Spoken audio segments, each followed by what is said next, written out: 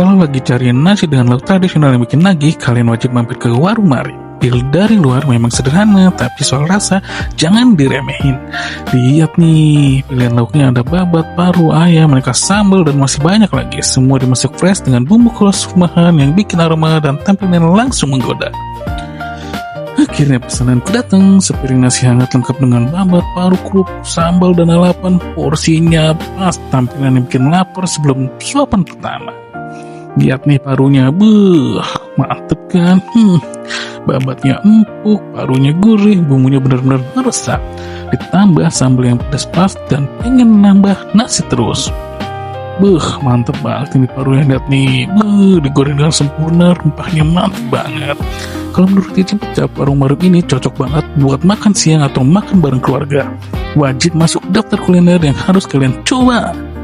Jangan lupa follow Icip Icap buat rekomendasi kuliner enak lainnya. Sampai ketemu di tempat makan berikutnya.